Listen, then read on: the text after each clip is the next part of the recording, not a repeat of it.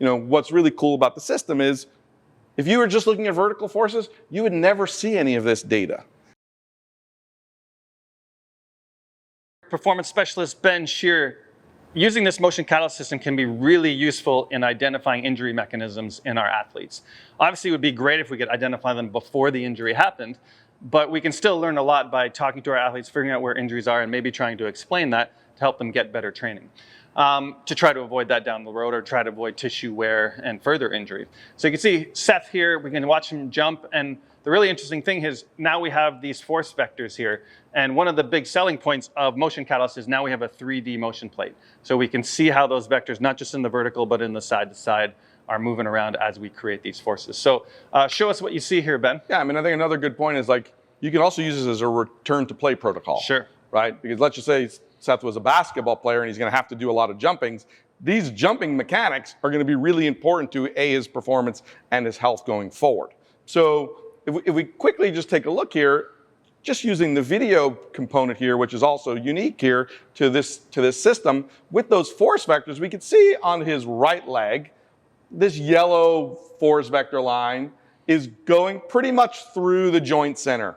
Maybe not 100% perfect, but pretty good. But when we look at his left side, we can see this blue line, which actually has more vertical force. You can see it's the longer of the two lines, right? It has more vertical force.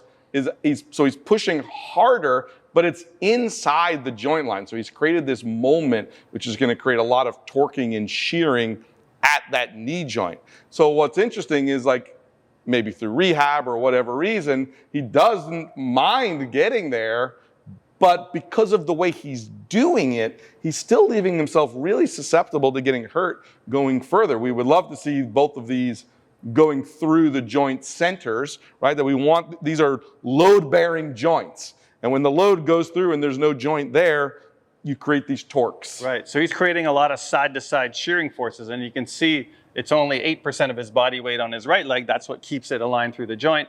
He's creating 16% shearing force, which makes that vector lean a lot more to the inside, which creates that moment at his knee joint. He's also creating a lot more force in his left leg as well. So this is something that he's not protecting it very well. A lot of people, when they get injured, they put a lot less force in the injured side to protect it. Yeah, we can see that he actually has 87 going on his left leg, quote, the injured leg, and he's got 74 going on his healthy side. So he's not afraid to do it, but so you can look at it from the quantitative value and say, quantitatively, he's okay getting over there. Right. But qualitatively, when we look at the alignment of the vector, we go, wow, this is going to be a big problem for him. So I'm not going to have him just doing tons of jumping. We got to get him to create a system of alignments before we're going to bring him back to that type of performance. Right. And what's really cool about the system is if you were just looking at vertical forces, you would never see any of this data, right? So you might just say, hey, he's not afraid to load his left side, or hey, he jumps high enough, or whatever the case may be, and you might be fine.